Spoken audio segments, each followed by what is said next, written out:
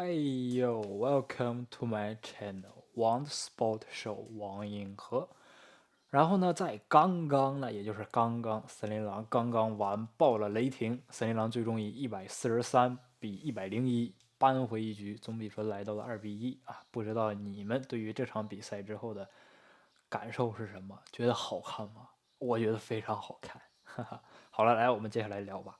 首先，第一点，你对于最重要的，我觉得还是亚历山大的犯规，在这场比赛当中已经不重要了，就是他的造犯规，他不会再去像扭扭捏捏再继续给你罚球，这是本场比赛的一个基调的观念，就是我觉得算是鼓励对抗了，不能再给那样的球了，实在是太难看了。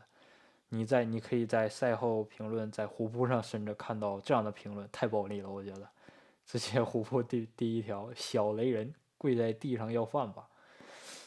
你像介于亚历山大本场比赛他要不到饭了，也就是说他没有发球，他造不了犯规，那么全队就像施德志一样就不会打球了，就是就是他没有要到犯规，那其他队员也不会这么去做，也不敢突破，投篮也畏手畏脚，整个球队的三分很次，甚至要不到犯规，也导致他们的防守变得很烂。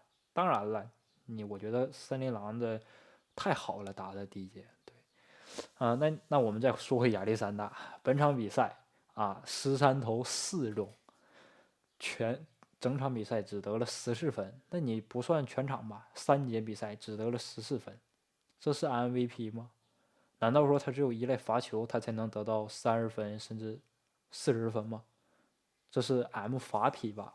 啊，这个词儿源自于徐静瑜解说，哈哈。你像呢，其他人呢第一节比赛呢发挥呢就已经很次了，所以说第一节结束呢就已经落后了23分了，我觉得就很难打了。你像他是主心骨，也就是说亚历山大球队老大投不进，造不了犯规，也突破不了，那么的话对于替补来说就更难了。我记得有一个回合很明显，就是明显亚历山大他胆怯了，就是他在中距离起跳中投的时候，他有空间，即使说他面对的戈贝尔，但是他这个时候他怕了，他传球了，那个画面很好笑。如果你能翻到那个画面的话，好了，我们再说回森林狼，打的太好了呀，爱德华兹，你就是当代乔丹。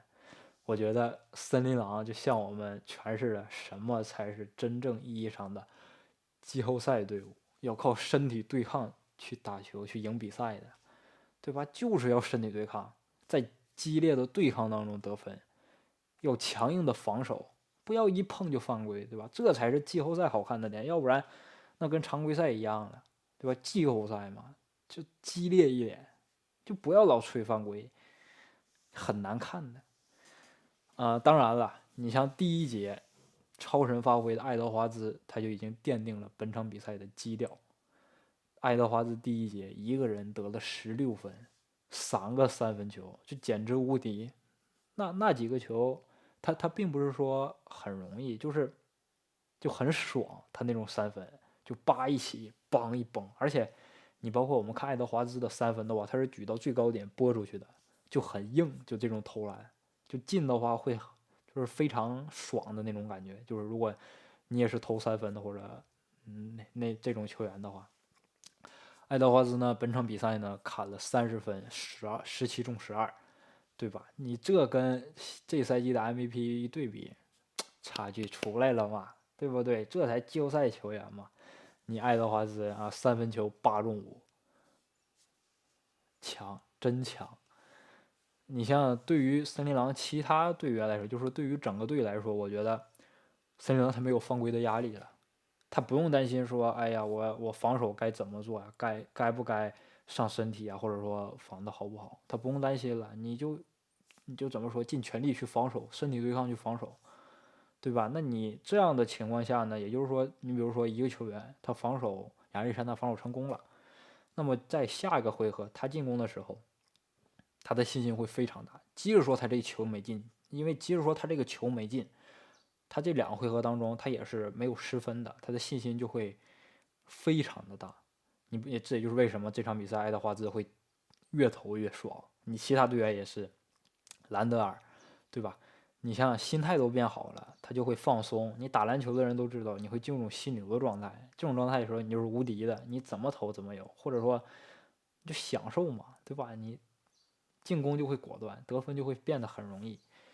你像队内其他的人，对吧？李德啊，完美发挥，砍下10分球，总共是6投4中，3分呢我记得是3投2中吧，甚至还有一球突破了切特后姆国伦，对吧？这就是自信的来源。如果要是罚球多的话，或者落后的时候，李德他会持球那么攻吗？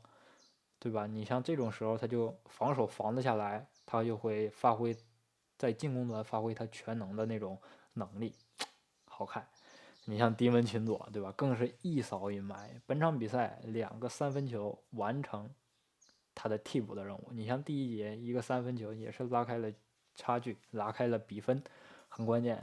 你还有一位就是沃克也砍下了12分，对吧？这才是我们想看的季后赛，不是罚球罚球罚球，我们要看对抗，身体对抗激烈的季后赛。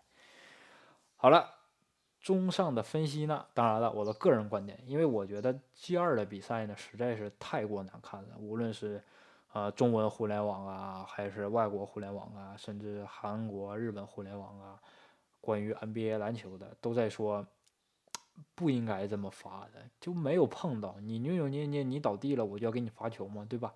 你他一扭扭捏捏就犯规，这太难看了，这有失他身为 MVP 的身份，我觉得。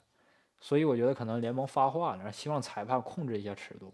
这是季后赛嘛，你要这样的话，谁还看比赛呀？对吧？就很难看嘛。本场比赛还有一个非常可惜的一点，就是亚历山大并没有给自己的老大哥保罗兜底，差一点点58分。当然，如果替补的话，或者说进攻猛一点，就已经超过58分了啊，差一点点就把自己的老大哥克里斯保罗摘出历史耻辱柱上，就差一点点，可惜可惜。保罗，看看未来谁会破你这个记录。所以呢，我认为呢，这场比赛森林狼输了。好了，本期的视频就到这里呢，记得关注点赞，我们下期见。森林狼加油，干掉爆发队！See you, follow my channel，拜拜。